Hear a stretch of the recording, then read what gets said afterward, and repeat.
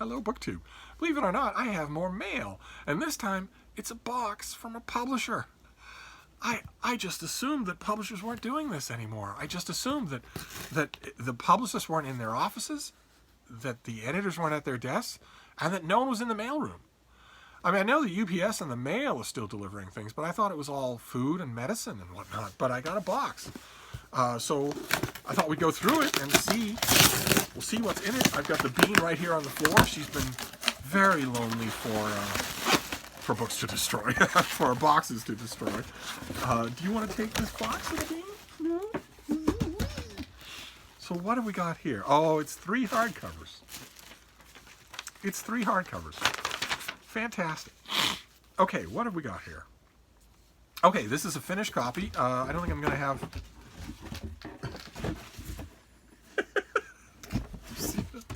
She's trying to pull it past the space heater and it won't fit.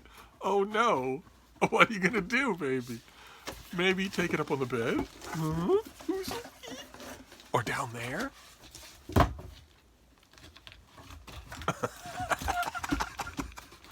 Oh. Oh, there you go. We'll leave her to that. First one is a finished copy of something that we saw an advance copy. But I don't have a pub sheet for any of these things, and I don't think they do me any good anyway, because I bet the pub date has been changed on some of these. So if these interest you, if any one of these things interest you, you should go online and check for the pub date, because who knows when that will be. I've seen some that have shifted all the way to midsummer. This is by Michael Bond, and it is From Here to There, The Art and Science of Finding and Losing Our Way. And that is our author. And this book is, let's see here, how is it that we can walk unfamiliar streets while maintaining a sense of direction? Come up with shortcuts on the fly in places we've never traveled? The answer is the complex mental map in our brains. This feature of our cognition is easily taken for granted, but it's also critical to our species' evolutionary success. In From Here to There, Michael Bond tells stories of the lost and found, Polynesian sailors, orienteering champions, early aviators, and surveys the science of human navigation. Navigation skills are deeply embedded in our biology. Some of us. So, the ability to find our way over large distances in prehistoric times gave Homo sapiens an advantage, allowing us to explore the farthest regions of the planet.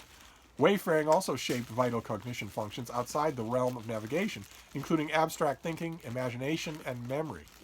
The author brings a reporter's curiosity and nose for narrative to the latest research from psychologists, neuroscientists, animal behaviorists, and anthropologists. He also turns to the people who design and expertly maneuver the world we navigate: search and rescue volunteers, cartographers, ordnance mappers, urban planners, and more. The result is a global expedition that furthers our understanding of human orienting in the natural and built environments. Okay, well, my days of doing this are long over, but I remember very well needing to navigate over vast unfamiliar distances. I mainly left it to my dogs, and I imagine dogs are going to feature fairly prominently in this book, since they are absolutely integral to a lot of what the author's talking about. But anyway, let's see what this next one is. This also doesn't have a sheet to it. This is by Peter Fox Penner, and it's called Power After Carbon: Building a Clean, Resilient Grid. There's a solar panel, wind turbines, and there is our author. What have we got here? Power After Carbon.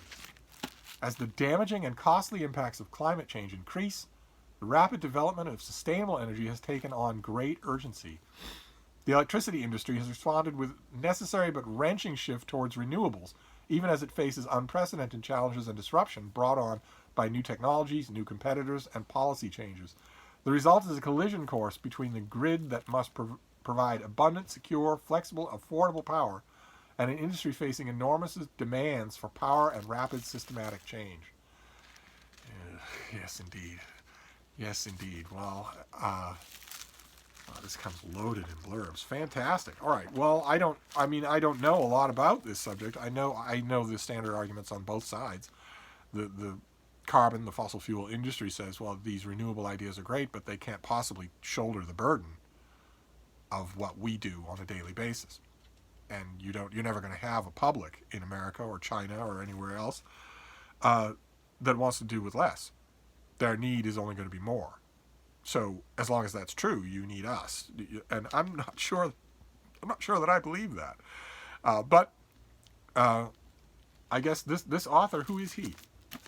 He's going to know a lot more than I am, that's for sure. He's a director of Boston University's Institute for Sustainable Energy, and a professor at BU's Questrom School of Business, chief strategy officer for Energy Impact Partners, and advisor and former chairman of the Brattle Group. He previously served as senior official in the U.S. Department of Energy and the White House Office of Science and Technology Policy. His published work includes the widely acclaimed Smart Power. So he's local. And once upon a time, when we weren't confined to our houses, I would probably have sought to talk to him. And I imagine that is still possible via some sort of split-screen Skype or Google Hangout or whatever. I'm very tentatively starting to look at all of that stuff. Not just in terms of interviewing authors, although that would be great. That would be fantastic. I mean, imagine what he's up against if he's got a new book out now. Again, I'm not sure that these things are out now, but if he does, if he talks with me for 30 minutes about his book from the safety and quarantine of his own home and me from mine, well, he's got all of you to listen. And you're all active book readers, active book buyers. His book might be of interest to some of you. I'll have to look into it. Okay, great. All right, and this last one is a Steve book. This last one is Guy Raffa, Dantes Bones: How a Poet Invented Italy. This is the finished copy of something that we saw an advanced copy. I'm glad to have the finished copy. That's great. Let's see here. For those of you who don't remember that video, Dante, whose Divine Comedy gave the world its most vividly imagined story of the afterlife, endured an extraordinary afterlife of his own. Exiled in death as in life, the Florentine poet has hardly rested in peace over the centuries. Like a saint's relics, his bones have been stolen, recovered, reburied, exhumed, examined, and above all, worshipped. Actors in this graveyard history range from Lorenzo de' Medici, Michelangelo, and Pope Leo X, to the Franciscan friar who hid the bones, the stonemason who accidentally discovered them, and the opportunistic sculptor who accomplished what princes, popes, and politicians could not, delivering to Florence a precious relic of the native son it had banished. In this book, the author narrates for the first time the complete course of the poet's hereafter, from his death and burial in Ravenna in 1321 to a computer-generated reconstruction of his face in 2006. Dante's posthumous adventures are inextricably tied to major historical events in Italy and its relationship to the wider world. Oh man, I remember this now. It sounds so good. And the author is an associate professor of Italian studies at the University of Texas at Austin. I'm getting only places that I once knew. And his previous books include The Complete Dante Worlds, A Reader's Guide to the Divine Comedy, and Divine Dialectic, Dante's Incarnational Poetry. Okay, so a Dante expert, and that is our author right there. A Dante expert. How fun! The journeys of Dante's bones after his death. Fantastic. All right, well there you go. So we have a mail haul. God, I wasn't expecting that. We have Dante's Bones. We have Power After Carbon, and we have From Here to There. So 3 nonfiction works, all from Harvard University Press, and all